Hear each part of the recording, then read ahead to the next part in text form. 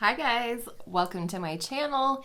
If you're new here, my name is Kyra, and here on my channel, we're all about real makeup for real life and real people.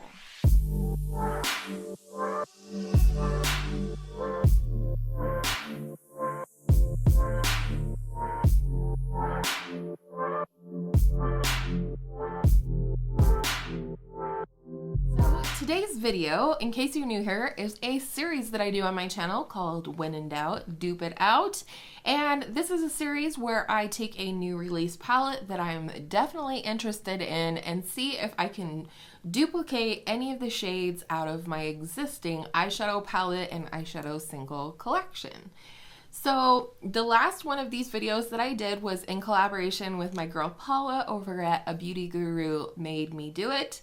And I'll have that video as well as Paula's video linked down below.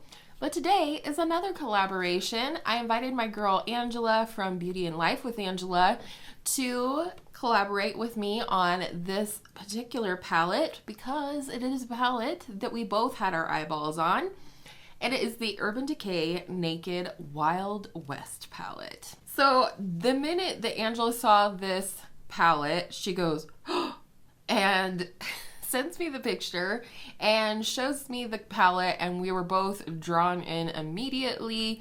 And so we decided to go ahead and do this video as a collaboration and see if we can't just dupe this new palette out of our collection and call it a day. Before we get into the swatches, I did want to mention that I did create this look that I'm wearing today using my single shadows that I used to dupe this palette, and that will be up on my YouTube on Sunday. I'm going to start doing Sunday shorts, so the video will be less than a minute, but will be a demo of the look I'm wearing today. Alright, so the first shade, Standoff, in the palette is described as a soft beige matte. These shades descriptions came from the Sephora website. So for a palette option, I chose this shade right here in the ColourPop Glowing Coconuts palette, and the shade is called Shredded. Looks like this. The shade Spur is described as a pale peach matte, and for that I went into the Urban Decay Naked Ultraviolet palette. It's this shade right here called Mind Slip. You would think that a peach like this would be easier to follow or to find in your collection, but I really did not feel like that was the case. The next shade, which is called Nudie, is described as a light warm matte brown, and for me I went into the Natasha Denona gold palette and went into this shade right here, which is called Aria.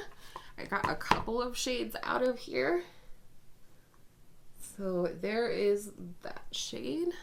Not too hard to find a light warm brown. Yeah. The next shade is this shade Hold'em, which is described as a warm bronze creamy metallic. And for that one, it also comes from the Natasha Denona gold palette. It's this one down here called Alchemist.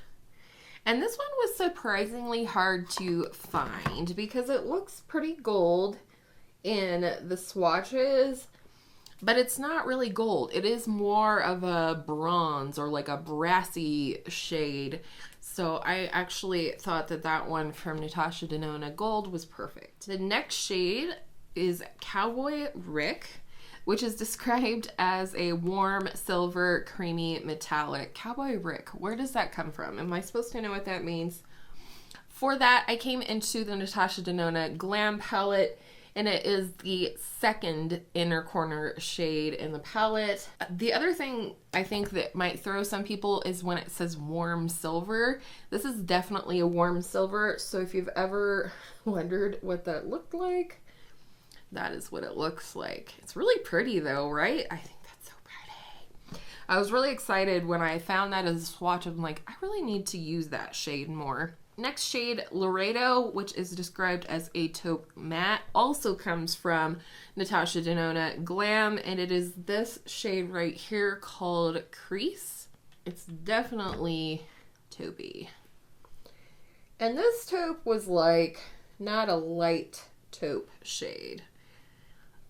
It's mid-tone at the very least, if not mid to dark taupe. So there's that one. Probably the most sought after shade in the entire palette from Urban Decay would be the shade Bud. And it's described as a soft turquoise shimmer. This one was surprisingly hard to find in my collection. Not that it doesn't exist, but I found the shade in the ColourPop or an Out palette, and it is this shade right here called New Age. This one took a little building up, so give me a hot minute. And she's a little chunky. I'm a little chunky too, but she's a little chunky. So we gotta work with it. And I actually think that this versus the singles shade that I found is probably closer to what it actually is in the palette. The next shade is Rustler, and it's described as a deep copper shimmer. This one comes from the Natasha Denona bronze palette. We have a couple in this palette. And the shade I'm talking about is this one right here called True Copper. There's a couple in here that I think would have worked for a couple of different shades, but I really felt like this was the best option. To me, that is definitely a deeper copper shade. The next shade is the shade Ghost Town, and it is described as a terracotta matte. This one I also took from the Natasha Denona bronze, and it is this shade right here called Suntan. One of my favorite shades in the palette, even though I don't typically get very excited about matte shadows. Natasha Denona's matte shadows definitely, you know, excite me. Wow. You can tell I've done way too much swatching today because my swatches are getting wider and wider. The next shade is Whiskey, which is described as a rich brown matte. And for me, I took that from the Urban Decay Naked Honey. And I'm talking about this brown down here, last shade in the palette called Sting. One would also think that a warmer, deep, rich brown is kind of easier to find in a palette. Nay, nay. It was not one of the easier shades that I thought it would be. So there's that deep brown shade. The next shade, however, which is Tex, and it's described as a deep blue-green matte, was easier than I thought it was going to be to find in my collection. I definitely found a couple of options, but the one that I felt like really nailed it came from the Natasha Denona Gold palette. You know which one I'm gonna say if you're familiar. Python. Boom. Now this is her creamy or cream to powder formula, so it's a little bit of a different formula, but it does pretty much behave like a matte. But look at that rich pigment. That one is like spot on. And then lastly but not leastly, the shade Pony Up, which is described as a cool slate matte. I took from the Natasha Denona Glam palette, and I'm talking about the shade labeled Lash Line. My Natasha Denona Glam palette is still in its original order, though the palette was allegedly made so you could move them around. But this was one of those shades that as soon as I read the description and saw the swatches and everything like that, I kind of knew right away what shade probably would work with it. Now we're going to talk about some singles from my collection. I have all either Sydney Grace or Beauty Junkees eyeshadow singles, and I did make myself a little bit of a mock-up palette, a little 12 pan. Now I want to say that I feel like these shades here really do represent what I'm seeing in the swatches and the shade descriptions and all of that really well, okay? This palette of my singles is more duping the vibes, okay? And this is what I used on my eyes today, and you'll see in the demo on Sunday. Looks like this. I feel like this is really similar and that you're going to get a lot of similarity in terms of the looks that you could create with this palette versus the Urban Decay Wild West palette. And let me tell you, I was like this close to asking for the Urban Decay Naked Wild West palette for my anniversary in March, but we'll talk about that at the end. For the shade Strand, I went in with this single from Beauty Junkees, and it's called Peachsicle. And again, this was described by Urban Decay as a soft beige matte. Beigey. I'm swatching lefty now, so it's not going to be pretty, I can promise you. All right, the next single for the shade Spur, which is a pale peach matte, I went into the shade Peyton's Puppy. And this is the shade that I had as my transition shade today. If you look at these two, Peyton's Puppy is definitely got a little bit more of a rose. It's a little closer to mid-tone, but it still works. For the shade Nudie, which is a light warm brown matte, I pulled the shade Peanut Butter from Sydney Grace. Yeah, I think my finger was too wet. I'll try again. Struggle bus. I'm really excited I was able to pull out these singles though, because I think it'll just be fun to play with that color story.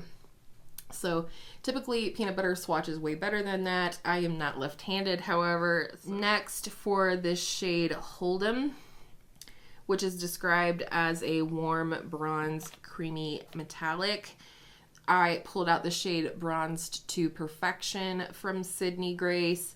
I love this shade and definitely think that it is very dupey for the one in the Urban Decay palette. Here's how we're looking. Next, for the shade Cowboy Rick, which is again described as a warm silver creamy metallic. This is the one that's probably the least on the money out of these shades in this little palette that I put together, but it is what I have for a single, and I think it's got to be close. But this is the shade Tiara, and it's definitely silvery, but I feel like there is also like a warmth to it a little bit. I don't know. Maybe not. It's pretty silvery compared to the one that came from the palettes. And then next is Laredo, which again is described as a taupe matte. And for that one, I pulled out Sydney Grace Iced Mocha. Looks like that. For the shade we're all looking forward to, the shade Bud, which is described as a soft turquoise shimmer.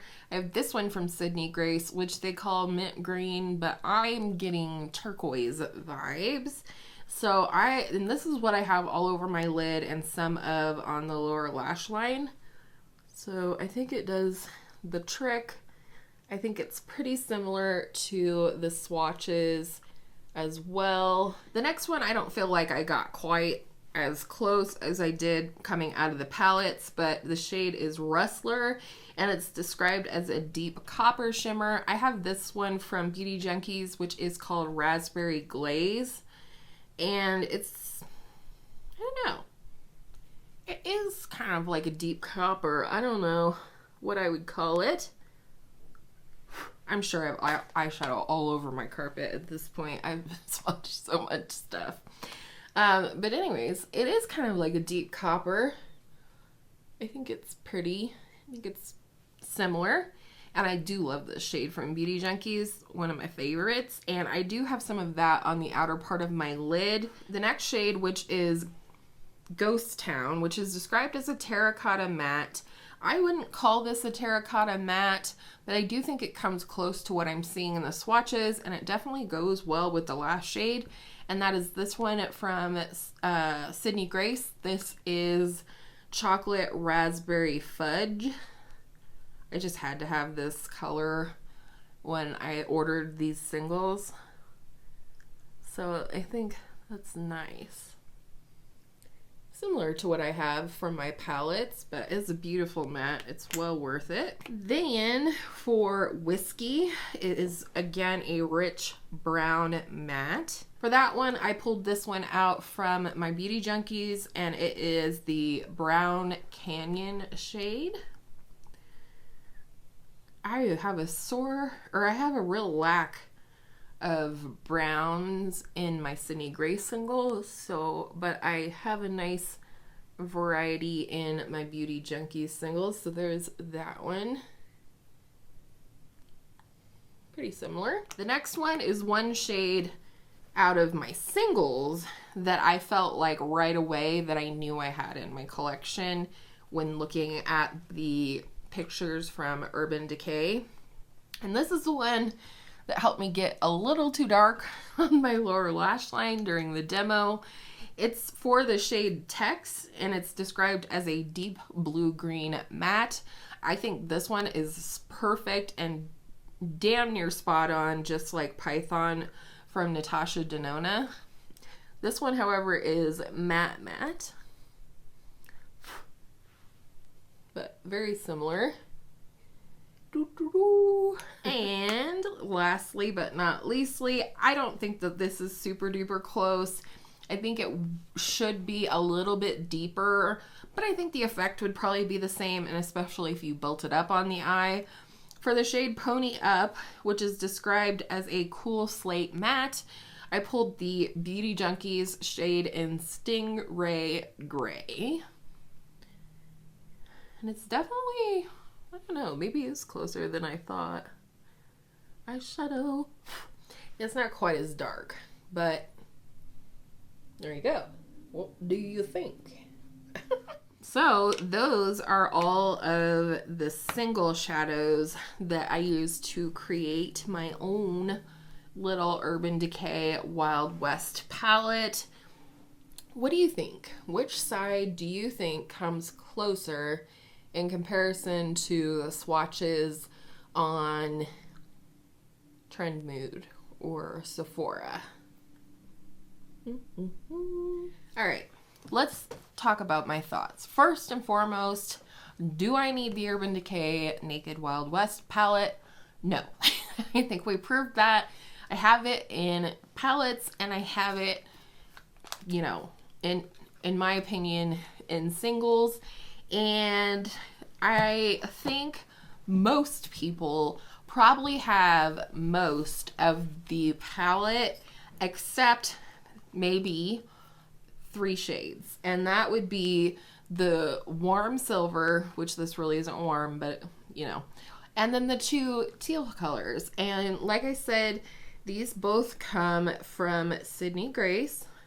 So if you're really just interested in the 2 pops of teal, turquoise, whatever you want to call it, these 2, you could buy yourself 2 singles and call it a day.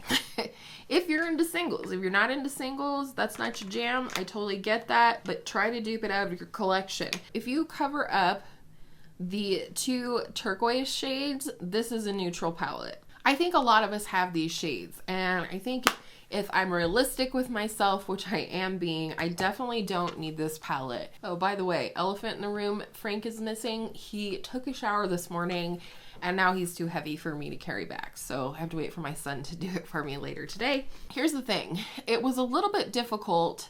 These videos are a lot of work, and it was a little bit difficult to compare what the shade descriptions were, first of all, with the swatches and the shades in the palette, looking at the picture of the palette. I think, you know, this little activity has been really successful. I really enjoyed doing it. I definitely do not need to purchase this palette, and I feel like I got it out of my system. There's not a question in my mind on whether or not I need this palette. I think I'm gonna keep this little palette together now and just leave it and see if I actually even reach for it or not. If ever there's a palette you would like to see me dupe out on my channel, just tag me over on Instagram or send me a picture of it, whether it's DMs or my email address is always down in the description box. And with all of that, thank you so much for spending part of your day here with me today. I really appreciate your time. I cannot wait to see how close Angela got and what kind of look that she created with her dupes. I hope you enjoyed today's video, and I hope all of your makeup days are absolutely beautiful makeup days. And I will see you in my next video soon. Oliver says goodbye as well.